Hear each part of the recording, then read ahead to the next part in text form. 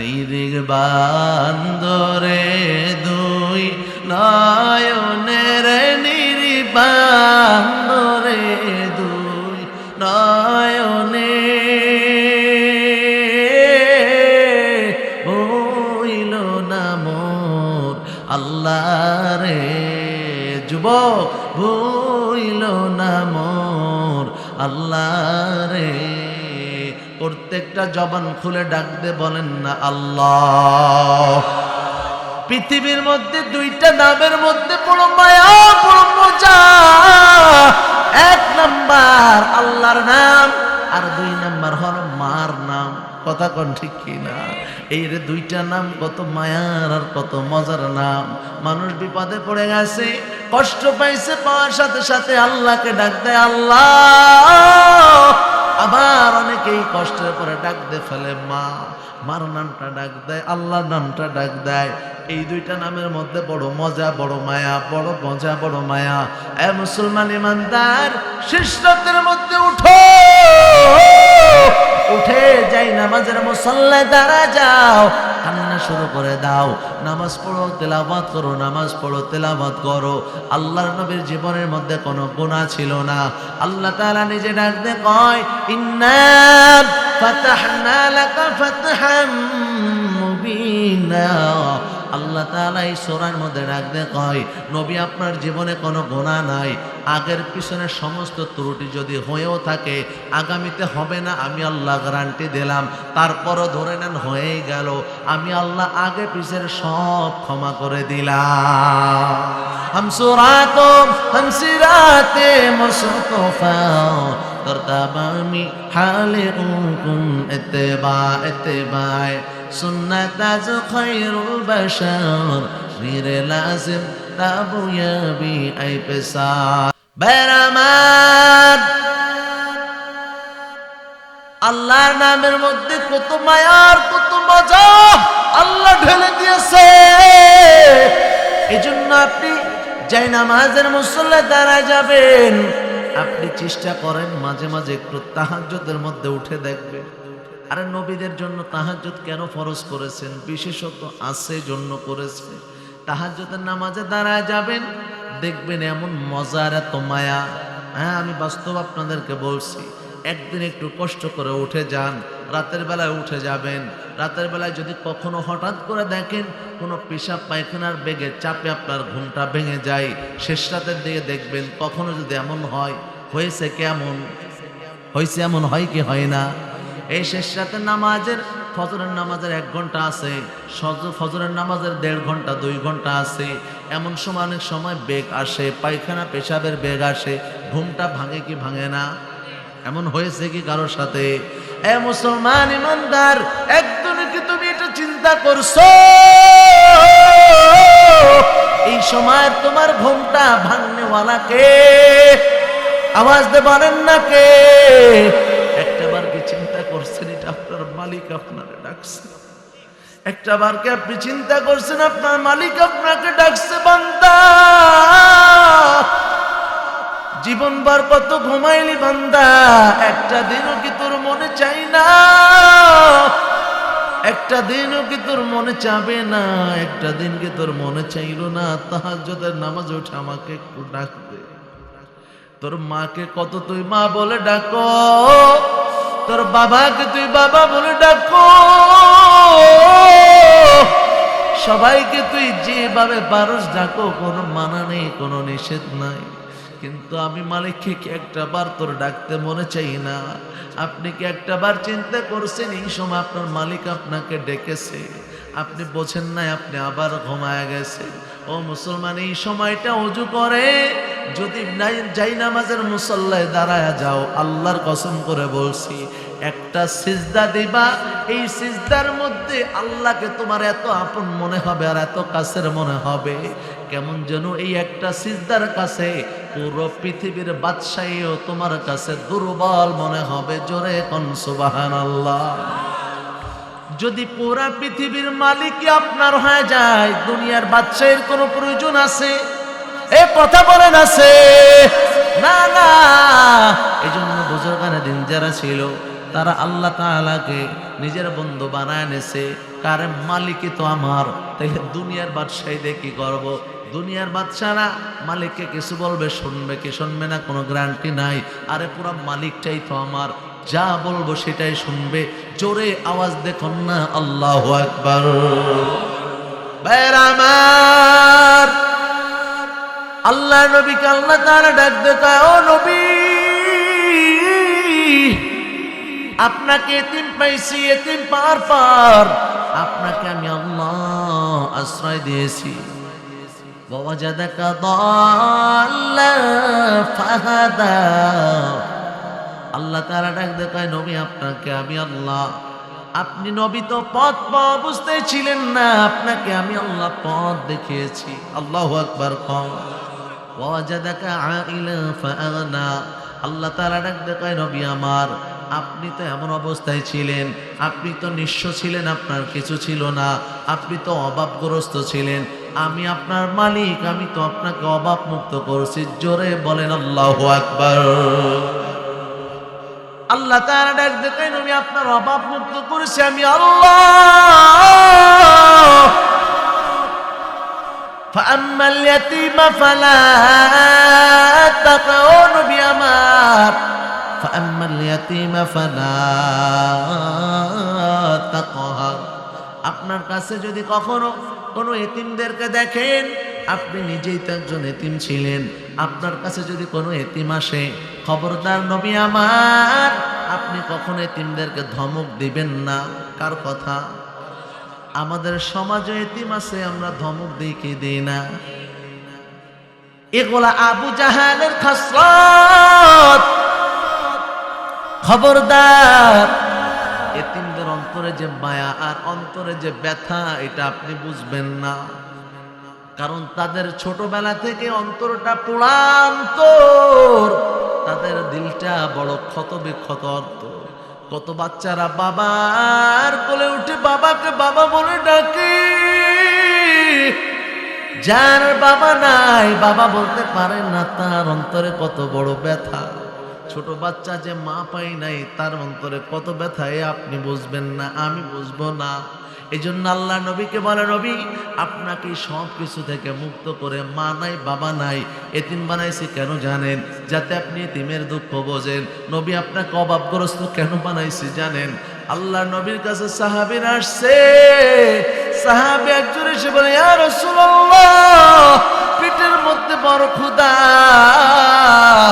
রাসূলের কাছে এসে যখন জামাটা বের করে দিছে, উঁচু করে রাসূলকে দেখায়, কয় রাসূল দেখেন পেটের মধ্যে একটা পাথর বেঁধেছে, ক্ষুধার যন্ত্রণায় পাথর বেঁধে রেখেছে, যাতে করে পেটটা মিশে না যায়, কষ্ট কম হয়। আল্লাহ নবী যখন এই কথাটা বললেন, রাসূল তখনও কোনো কথা নাই, শুধু মুস্কে একটা হাসলেন। সাহাবী কয়, রাসূল আমি আপনার দিন থেকে সরি নাই, ইলম শেখার জন্য বসে আছি। আল্লাহ নবী সাহাবীকে ডাকতে বলেন, সাহাবী কাছে আসো। রাসূল জামাটা উঠায় দিলেন, দিয়ে বলে, তাকায় দেখো আমি রাসূল দুইটা পাথর বেঁধেছি। এ মুসলমান ইমানদার, একটু কি চিন্তা করছো?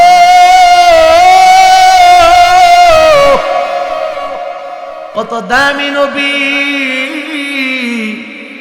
আল্লাহর নবী দুইটা পাথর পেটের মধ্যে বেঁধে তখনও পর্যন্ত দ্বীনের প্রচার করেছেন। রাসূল এক মুহূর্তের জন্য থেমে যান নাই।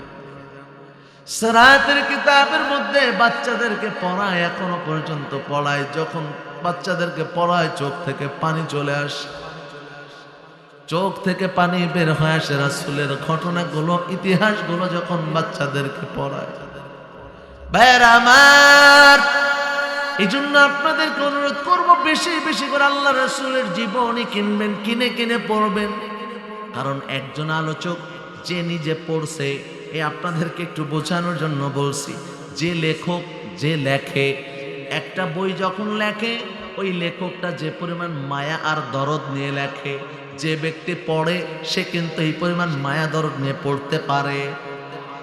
আবার যে ব্যক্তি পড়ে, পড়ি যতটুকু বুঝছে, লেখক যা বুঝেছে পড়নেওয়ালা কিন্তু এতটা বোঝে। পড়ার পরে এই জিনিসটা যতটুকু মায়া নিয়ে লোকটা পড়ে, এই লোকটা যখন বলে, বলার সময়ও পরিমাণ মায়া নিয়ে বলতে পারে না। আবার বলে তো বলে যতটুকু মায়া নিয়ে বলে, যারা শোনে তারা কিন্তু অতটা অনুধাবন করতে পারে না। এই জন্য নিজে পড়ার চেষ্টা করবেন। পারবেন তো ইনশাআল্লাহ? পারবেন তো ইনশাআল্লাহ? লিল্লাহি তাকবীর। এ মুসলমান ইমানদার, আল্লাহ রাসূল আমার, আল্লাহ তাআলা রাসূলকে দুনিয়ার মধ্যে পাঠাইছেন এত দামি করে। জিবরাইল আমিন রাসূলের নবুয়তের হালাতের মধ্যে 23 বছরের জীবনের মধ্যে অন্য নবীদের জামানায় জিবরাইল আমিন একবার আসছে, কারোর জামানায় দুইবার আসছে, কারোর জামানার মধ্যে টোটাল আসেই নাই। কিন্তু আল্লাহর নবীর মাত্র 23 বছরের জিন্দেগির মধ্যে জিবরাইল আমিন রাসূলের সাথে 40,000 বারের বেশি দেখা করছে। শুধু তাই না, আর একটা বিষয় বলি। হযরতে মূসা আলাইহিস সালামকে আল্লাহ 9টা মুজিজা দান করেছিলেন। কয়টা? এই জোরে বলেন কয়টা? আরো জোরে। 9টা মুজিজা মূসা আলাইহিস সালাম। কোন নবীকে আল্লাহ মুজিজা দেন নাই। এই মুজিজা বলা হয় যেটা অলৌকিক ঘটনা, নবীদের মাধ্যমে যে অলৌকিক ঘটনাটা ঘটছে এটাকে বলা হয় মুজিজাতুন নবী সাল্লাল্লাহু আলাইহি ওয়াসাল্লাম। ওলিদের মাধ্যমে, আল্লাহ ওয়ালাদের মাধ্যমে যেটা ঘটে এটাকে বলে কারামতে ওলি। কারামতে ওলি, ওলিদের কারামত সত্য, নবীদের মুজিজা সত্য। আমার আপনার নবীকে আল্লাহ পাক রব্বুল আলামিন একটা নয় দুইটা নয় 4,500 মুজিজা দান করেছে। জোরে কোন আল্লাহু আকবার। রাসূলকে 4,500 মুজিজা দান করছে আল্লাহ। 4,500। কত মায়ার নবী! 4,000, 4,500। আল্লাহর নবী যখন চলে যান, সাহাবায়ে কেরামকে বলে, ও সাহাবী কিছু বলেন, চাচা বলেন বাবা। হ্যাঁ, আচ্ছা, ভিতর থেকে কথা বললে মনে হয় যে হয়তো বা এলোমেলো হচ্ছে, বুঝতে কষ্ট হয়। ভিতরে না বলে শুনবেন ইনশাআল্লাহ। পারবেন না ইনশাআল্লাহ? আমার নড়াইলের মানুষ তো এমনিতে অ্যাক্টিভ, এদেরকে আবার বলে দেওয়া লাগেনি। আমি এখানে কয়েকবার আলোচনায় বলছি, এই যে মিডিয়ায় উঠতেছে নড়াইলের মানুষ কইছি, এরপর যদি অন্য এলাকায় হইলে না একটা ধমক দেওয়া যায়, এখানে দেওয়া যায়? সম্ভব না। নিজের এলাকা, নিজের মানুষ, সব সব আমার বাপের মতো, সব আমার ভাইয়ের মতো। কথা কন ঠিক কিনা? অন্য জায়গা হলে দেখতাম। এই যে আলোচনায় উঠছে নড়াইলের মানুষ, পরে কবে যে হুজুরের নিজের এলাকার লোকই তো ঠিক বলবে কি না? এই যে কথাটুকু হয়েছে একটু কেটে দেবা, বুঝছো? এই যেটুকু হয়েছে একটু কেটে দিও, বাকিটুক সাইড। আমার এলাকার ব্যাপার যেন মান সম্মান নষ্ট না হয়। আল্লাহ কবুল করো, যারা কানা আমিন। ভাইরা আমার, রাসূল যখন চলে যায়, যাওয়ার সময় রাসূল বলেন, আমার একটা মুজিজা আমি সাথে নিব না, সমস্ত মুজিজা আমি দুনিয়ায় রেখে গেলাম। এটা আমার খাস খাস উম্মতদের মাধ্যমে প্রকাশ পাবে, ওলিদের মাধ্যমে প্রকাশ পাবে, ওলিদের মাধ্যমে প্রকাশ পাবে। আল্লাহ নবী আমার জবানের মধ্যে এমন একটা মুজিজা ছিল, রাসূল যখন তেলাওয়াত করতেন, রাসূলের তেলাওয়াতের মধ্যে মানুষ পাগল পারা হয়ে যেত। সূরা জিনের মধ্যে আল্লাহ নবী যখন সূরা তেলাওয়াত করতেছে, আল্লাহ সূরা জিনের মধ্যে আবার রাসূলকে জানায় দেয়, নবী আপনি কোরআন তেলাওয়াত করতেছিলেন, কোরআন তেলাওয়াতের সময় আপনার মাথার উপর দিয়ে একদল জিন উড়ে যায়। আল্লাহু আকবার বলেন। ও নবী, আপনার মাথার উপর দিয়ে একদল জিন উড়ে যায়। যখন তেলাওয়াত শুনছে তারা সবাই দাঁড়ায় গেছে, তাদেরকে তো আপনি দেখেন না, আপনি তো কোরআন তেলাওয়াতে ব্যস্ত। তখন তো আপনার কাশপোচক আমি আল্লাহ খুলিও নাই। আপনি যখন চান তখন আপনার কাশপোচক খুলে দেয়, রাসূল যখন চায় রাসূলের কাশপোচক খুলে দেয়। রাসূল অদৃশ্য জিনিসও দেখতে পান। জোরে কোন আল্লাহু আকবার। কিন্তু তখন রাসূল তেলাওয়াত করেন, জিনরা দাঁড়ায় গেছে, জিনরা একজন আরেকজনরে যেটা বলে, আল্লাহ সূরা জিনের মধ্যে ওই কথাটা আবার জানায় দেছে। রাসূলের তেলাওয়াত শোনার পর জিনরা আওয়াজ দেয়, কয় ইন্না সামি'না কুরআনান আজাবা। আল্লাহু আকবার। আরে জিনের দলেরা ডাক দেয়, কয় এ সাথীরা শুনো। কি শুনছো? এটা শুনছো? হ্যাঁ শুনছি। তো কি পড়তেছে? তাই আরে এই জামানার নবী। আল্লাহু আকবার কোন? এই জামানার নবী। কি পড়তেছে? এটার নাম কোরআন। সুবহানাল্লাহ কইবেন না? ইন্না সামি'না কুরআনান আজাবা, এক আজব কোরআন শুনছি, আজব কোরআন। এই কোরআনের মতো আর একটা কোরআন কেউ বানাতে পারবে? জোরে বলতে হবে, আওয়াজে বোঝা যাবে আমাদের ইমানের পাওয়ার কত। পারবে? ইন্না নাহনু নাযালনা যিকরা ওয়া ইন্না লাহু লাহাফিজুন। আল্লাহ তাআলা ডাকতে কয়, বান্দারে এই কোরআনটা আমি আল্লাহর। কোরআনটা কার? জোরে কন্যা কার? কোরআনটা আমি আল্লাহর, আর এটাকে হেফাজতের জিম্মাদারিটাও কার? আল্লাহ তাআলা তো আর নিচে এসে হেফাজত করবেন না। করবেন কাদের মাধ্যমে? করবেন আল্লাহর বান্দার মাধ্যমে। আমরা কার বান্দা? আল্লাহর। কোরআনের ইজ্জতের উপর যদি আঘাত আসে, মুসলমানের শরীরের মধ্যে এক বিন্দু রক্ত থাকতে কোনো বেঈমান নাস্তিককে ছেড়ে দেওয়া যাবে না।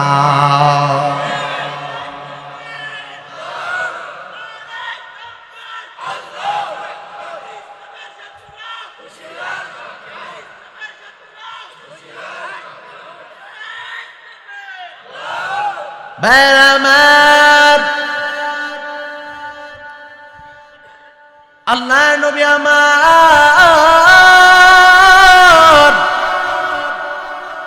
রাসূলকে জানায় দেয়, নবী গো আপনি কোরআন পড়তেছেন। জিনরা বলে, কি আজব এক কোরআন শুনলাম, এই কোরআনের মতো তো আগে কখনো শুনি নাই।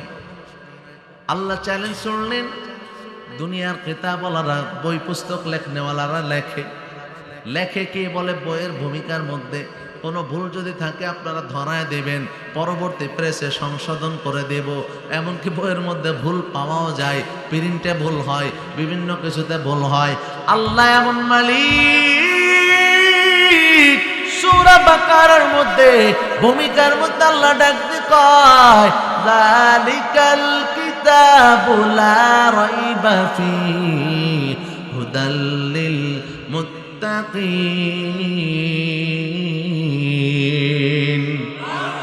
এই কালামে জিন্দা কুরআনে হাকিম, হিকমতে লা ইয়াসালাসতু কাদিম, জামিউল ইলমি ফিল কুরআনে হাকিম, তাকাসারাত আন ওয়া আফহামুর রিজালি। আমার আল্লাহ বড় অহংকারের সাথে, অহংকার মানুষ করতে পারবে? অহংকার মানুষের জন্য জায়েজ। অহংকার একমাত্র কে করতে পারেন? আরো জোরে আওয়াজ দিয়ে বলেন, কে পারেন? এই গোটা পৃথিবী সৃষ্টিকার, আমাদেরকে সৃষ্টি করেছে কে? হে মুসলমান ইমানদার, মাঝে মাঝে তো মনে যাচ্ছে গলাটা একটু ছেড়ে দেই, পারতেছি না, ভয়। এই কয়েকদিন আগে এক বক্তার কণ্ঠ ক্রাক হয়ে গেছে, দেখছেন? ভিডিওতে পাইছেন কিনা আমি জানি না। আলোচনা করতেছে এইভাবে, সাউন্ড সিস্টেমের দিক দিয়ে বক্স রাখে নাই। বক্তা কি করবে? সাধারণ মাইকে জোরে ধাক্কা দিচ্ছে, টস করে গলার কণ্ঠনালীটা ফেটে গেছে। দেখছেন না? দেখছেন? সাথে সাথে কণ্ঠনালীটা ফেটে গেছে, কথা বন্ধ হয়ে গেছে, আর কথা বের হয় না। মাঝে মাঝে মনে চাচ্ছে এই যে যতটুকু কষ্ট করতেছি, কথা বলতেছি, আল্লাহে বাস্তব কথা বলছি, শুধুমাত্র আমার নিজের জেলায় জন্য, না হয়তো আরো আধা ঘন্টা আগে আমি দোয়া দিয়ে দিতাম। আর তাছাড়া নিজের ওই যে একটা কথা আছে, আলোর নিচে কি থাকে? জোরে কন। আমি আমার নিজের এলাকার মানুষই আমার চিনে না, এই হলো হালাত। অথচ অন্য দিক দিয়ে মোটামুটি আপনার ফরিদপুর, গোপালগঞ্জ, পদ্মার আমাদের এই সাইডে নড়াইল বাদে যশোর পর্যন্ত মোটামুটি মাশাআল্লাহ অনেক মানুষ আলহামদুলিল্লাহ আপনাদের এই সন্তানকে চেনে, আলহামদুলিল্লাহ আপনাদের এই ভাইকে চিনে, আলহামদুলিল্লাহ।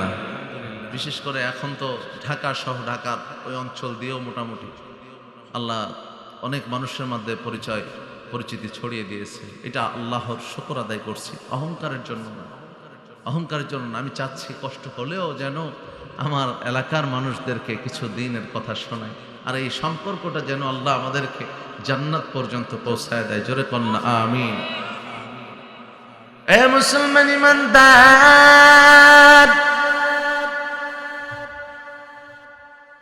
আল্লাহ নবী আমার আল্লাহ ডাক দিয়ে কয় নবী গো, যখন তেলাওয়াত করছেন তেলাওয়াত করার সময় জিনেরা আপনার তেলাওয়াত শুনে বলছে আজব কোরআন। মক্কার কাফেররা আসছে রাসূলের কাছে, এসে কয় আবু জাহাল সহ বড় বড় কাফেররা আসছে, কয় মুহাম্মদ তুমি বলে চ্যালেঞ্জ করছো কোরআনের মতো কেউ কোরআন বানাতে পারবে না। মক্কার অনেক পণ্ডিতরা আরবির উপরে যারা মহারত ছিল, ইংলিশ গ্রামারে অনেক পণ্ডিত আছে, বাংলা গ্রামারে অনেক পণ্ডিত আছে, আরবি গ্রামারের উপরও পণ্ডিত আছে, আসছে এসে কয় মুহাম্মদ তোমার কোরআনটা বের করে দাও, কোরআনটা বের করে দাও দেখি আমরা বানাতে পারি কিনা। একটা না পারি কমসে কম একটা সূরা বানাবো। আল্লাহ চ্যালেঞ্জ করে কয় যদি পারে একটা কোরআন বানাক। আরে কোরআন তো না, কমসে কম একটা সূরা বানাক। সূরা যদি না পারে একটা আয়াত বানায় দেখাক। জোরে কোন আল্লাহু আকবার। আমি আমার ছোটবেলায় এই যে যাকে দেখছেন আব্দুল হাকিম সাহেব, চিনেন না আপনারা? এই পাশের মাদ্রাসা নাকি আপনাদেরই তো মাদ্রাসা। এ কিন্তু আমার বাল্য সময়ের বন্ধু, একই সাথে পড়ালেখা করছে, লম্বা জামাত একই সাথে পড়ালেখা করছি। প্রচন্ড চঞ্চল প্রকৃতির ছিলাম, প্রচন্ড আমি চঞ্চল ছিলাম, অত্যন্ত নরম ছিল, মাঝে মধ্যে মাইরও খাইছে আমার কাছে, অনেক অনেক খাইছে। পুরা বাস্তব কথা বলছি, অনেক চঞ্চল ছিলাম। আর আল্লাহ আমাকে এখন দেখে, আমার মা বাবা সহ সবাই বলে কোথাতে কত পরিবর্তন কিভাবে হয়ে যায়, এটা করনেওয়ালাকে, যেটা দুনিয়ার কেউ পারে না, পারে কে? হে মুসলমান ইমানদার, আজকের এই মহাব্বতের কারণে বন্ধুর ডাকে সাড়া দিয়ে আপনাদের সাথেই সাক্ষাৎ। আল্লাহর নবী আমার রাসূলের কাছে কাফেররা আসছে, আবু জাহাল সর। আল্লাহ তো কইছে পারলে একটা আয়াত। আমি যখন ছোটবেলায় পড়ছি, উস্তাদদের মুখে যখন এটা শুনছি, কাফেরদেরকে আল্লাহ বলছে একটা আয়াত পারলে বানাও।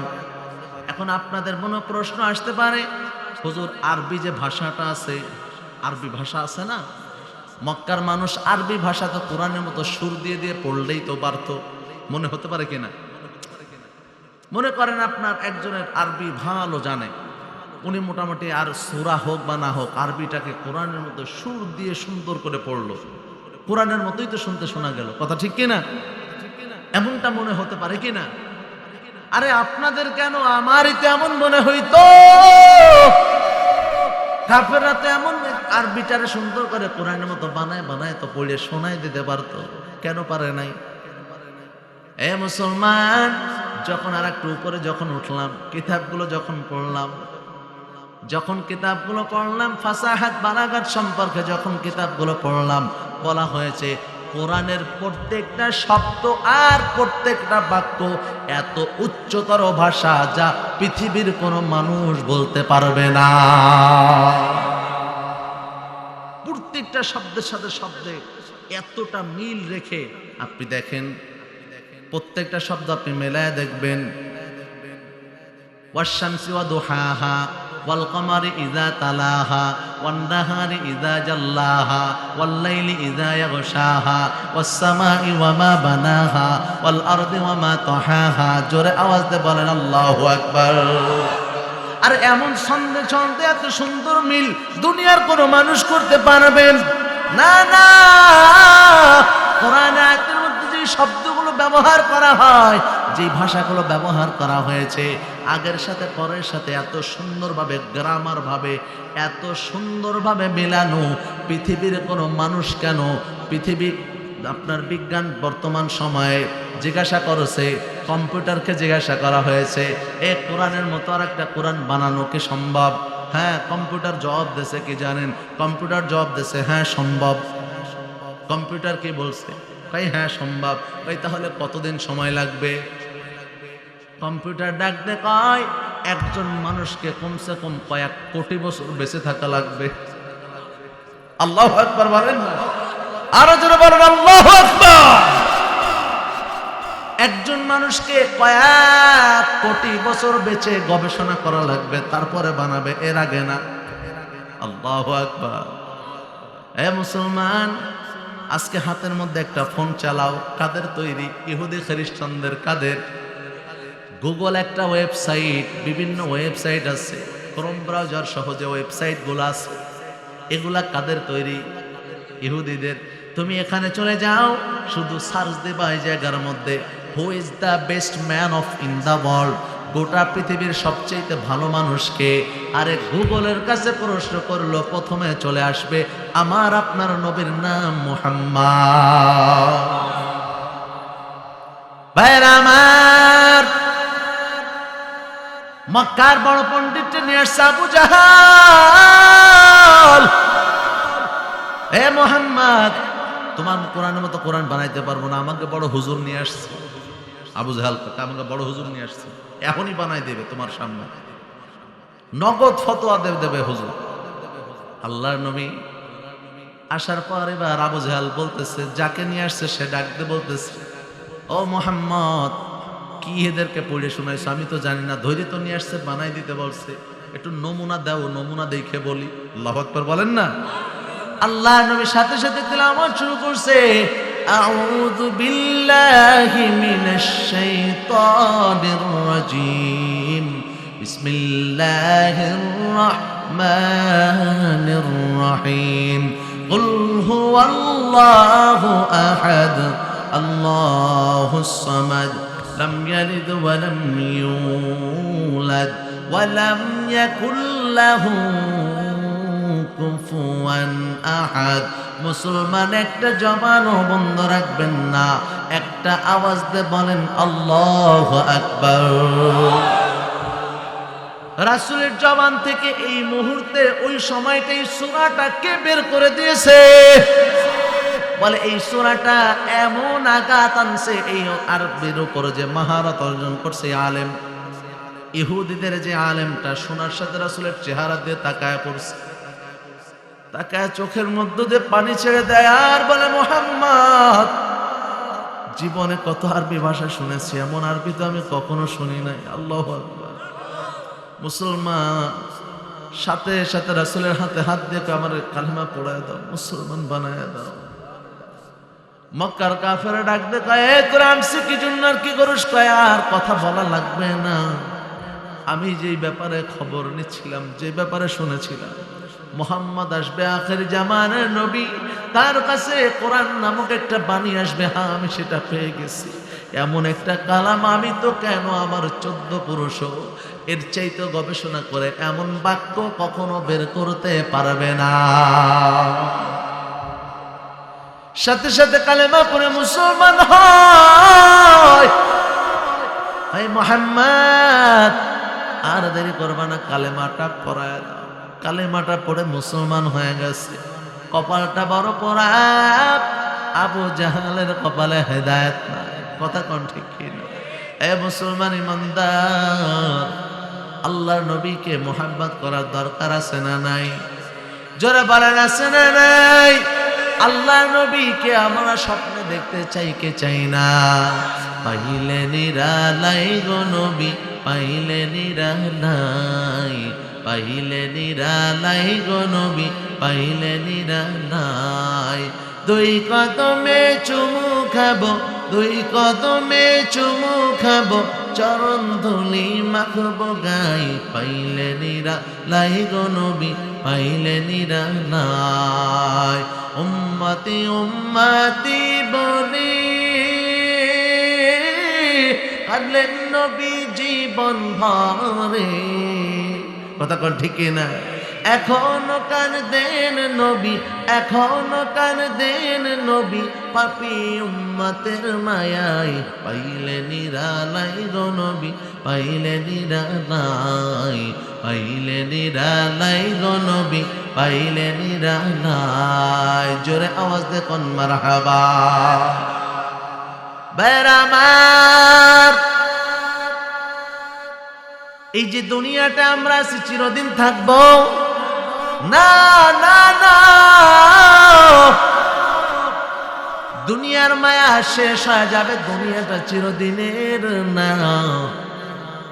এটা শুধুমাত্র দুনিয়ার মধ্যে একটা স্বপ্নের ঘর, স্বপ্নের বাড়ি।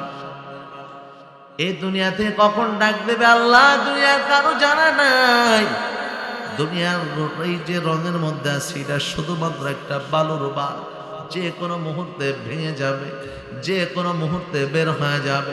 মুসলমান, আমি এখনই দোয়া করে দেব আপনাদের সামনে ছোট্ট করে কয়েকটা কথা শুধু পেশ করুন। দিলটাকে নরম বানাবেন, সামান্য সময়ের জন্য দিলটাকে নরম বানাও। হতে পারে আজকের এই মাহফিলটা এলাকাবাসীর জন্য নাজাতের ওসিলা হয়ে যেতে পারে। কথা বলেন ঠিক না? দিলটাকে নরম বানান। আল্লাহ নবী বলেন, যদি কেউ আমার রাসূলের আলোচনা শুনে, আল্লাহর দ্বীনের আলোচনা শুনে, যদি কোনো মানুষ আল্লাহর ভয়ে জান্নাতের আসে জাহান্নামের ভয়ে চোখ থেকে একটু পানি বের হয়, বলে চোখের পানিটাকে আল্লাহ তাআলা তার জন্য জাহান্নাম হারাম করে দেয়, জান্নাত ওয়াজিব বানায় দেয়। জোরে কোন সুবহানাল্লাহ। ভাইরা আমার, এ নড়াইলের মানুষ, দুনিয়ার মধ্যে জাহান্নামের আগুনের দিক তাকায় দেখো। দুনিয়ার আগুনের মধ্যে তাকায় দেখো, জাহান্নামের আগুন তো দূরের কথা। আরে দুনিয়ার আগুন তো আমি আপনি সহ্য করতে পারি না, জাহান্নামের আগুন কেমনে সহ্য করবেন? জাহান্নামের আগুন কেমনে সহ্য করবেন? জাহান্নামের আগুন সহ্য করার মতো ক্ষমতা দুনিয়ার কারো নাই।